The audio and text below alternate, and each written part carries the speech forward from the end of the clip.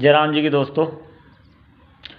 अब दोस्तों आप देख ही रहे हो, आज 1 फरवरी को कितना गर्म दिन हो गया है। अभी 12 बजे हैं, 12:15, और कितनी कड़ाके की धूप जैसे कि अप्रैल मई के महीने में निकलती है। और मैं समझ रहा हूँ जून के महीने में इतनी तेज़ धूप होती है, मई में जून में होती है। तो इतना ख़तरनाक मतलब मौसम परिवर्तन सोचा भी नहीं था। आपने भी सोचा था कभी? और एक्सपर्ट लोग तो ये भी कह रहे हैं कि अभी और भी ख़तरनाक तरीके से मौसम परिवर्तन हुआ, जिसे बोलते हैं हम लोग ग्लोबल वार्मिंग।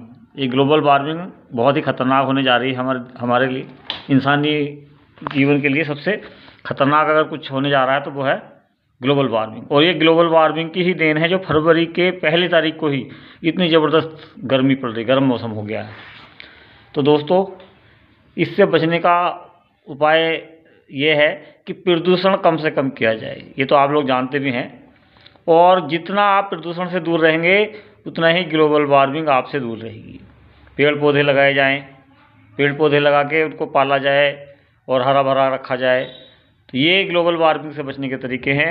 प्रदूषण से बचने का सबसे आसान तरीका है कि डीजल पेट्रोल वगैरह का खपत कम कर दी जाए। और जो हम फालतू मतलब ये पराली वगैरह जला लेते हैं, इससे भी सुनने में आया है कि प्रदूषण होता है। हालांकि मैं मानता नहीं हूँ इस बात को, लेकिन सरकार मानती है कि प्रदूषण इससे भी होता है। तो इस पर भी रोक लगाई जाए। और जी बहुत सारी ऐसी चीज़ें हैं जिनकी आप रोक कर आराम से ग्लोबल वार्मिंग को रोक सकते हैं। और ग्लोबल वार्मिंग का जो मतलब नेगेटिव रिजल्ट आएगा वो अभी देखने के लिए आप लोग धरती पर हो ही बहुत कुछ बदलने वाला है ग्लोबल वार्मिंग की वजह से। तो उम्मीद करता हूँ आप लोग भी समझ रहे होंगे मेरी बात को। ग्लोबल वार्मिंग से दूर रहने के लिए बहुत सारे उपाय आपको अपनाने चाहिए। पेड़ पौधे लगाने चाहिए, और फालतू का जो प्रदूषण है वो कम से कम खर्च करना चाहिए। पैदल चलने की थोड़ी सी कोशिश करनी चाहिए, छोटी मोटी दूरियों के लिए गाड़ियों को अवॉइड करना चाहिए। साइकिलिंग करनी चाहिए। और भी बहुत सारे तरीके हैं जो धीरे धीरे आप लोगों के सामने आते रहेंगे। लेकिन सबसे आसान तरीका है पेड़ पौधे लगाने का।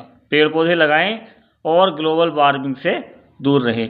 गांव में तो फिर भी बहुत कुछ ठीक ठाक चल रहा है, लेकिन शहरों में तो ज़्यादा हालत ख़राब है। वहाँ तो पेड़ पौधों का नाम निशान भी नहीं है। तो ग्लोबल वार्मिंग का नतीजा क्या क्या निकलेगा ये आप देख ही रहे हैं। गर्मी का मौसम तो शुरू हो ही गया है। उम्मीद मत रखिएगा इससे ज़्यादा मौसम ठंडा होगा। और ऐसी आने वाले भविष्य में और संभावना है कि शायद ये जो जाड़े थोड़े मोड़े दिनों के हुए हैं या 2-4 दिनों के, ये भी नहीं होंगे। तो दोस्तों, ग्लोबल वार्मिंग से बचिए, अपने जीवन को सुरक्षित कीजिए, अपनी ओजोन परत को सुरक्षित कीजिए। अब इसमें सबसे जो मेन रोल अदा करेगा वो केवल इंसान ही अदा करेगा, अपनी ग्लोबल वार्मिंग मतलब अपने पर्यावरण को बचाने है। क्योंकि पशु पक्षियों से आप ये उम्मीद नहीं रख सकते कि वो इसको बचाएंगे, और ना उनको ज़रूरत है, ना उनको इसकी ज़रूरत है। क्यों? क्योंकि वो अगर रहें ना रहें उन्हें इतनी खास फ़र्क पड़ने वाला नहीं है। लेकिन इंसान को बहुत फ़र्क पड़ने वाला है, क्योंकि इंसान को बड़ी मुश्किल से ये योनि मिली है, ये यानी कि मानव जीवन मिला है। तो इसको बचाए रखना भी हमारा कर्तव्य है। पशु पक्षी अगर ख़त्म भी हो जाएंगे तो किसी के ऊपर शायद ही कोई फ़र्क पड़े, क्योंकि बहुत सारी चीज़ विलुप्त भी हो चुकी है प्रजातियाँ इस धरती से, और बहुत सारी प्रजातियाँ विलुप्त होने की कगार पे हैं। लेकिन मनुष्य अगर अपने आप ही विलुप्त होना चाहेगा तो वो ग्लोबल वार्मिंग को बढ़ाता रहे, कोई दिक्कत नहीं है। लेकिन अगर उसे धरती पर और अभी अपना जीवन बिताना है, रहना है यहाँ, तो वो ग्लोबल वार्मिंग को इग्नोर नहीं करेगा। अगर ग्लोबल वार्मिंग को यूँ ही इग्नोर करते रहेंगे तो वो दिन दूर नहीं है जब मनुष्य का नामो निशान भी इस धरती से मिट जाएगा। तो दोस्तों, ग्लोबल वार्मिंग के प्रति जागरूक होइए, अपने वातावरण को बचाइए, अपने जीवन को सुरक्षित कीजिए। यही मेरी आप लोगों से प्रार्थना है, निवेदन है। जय श्री राम।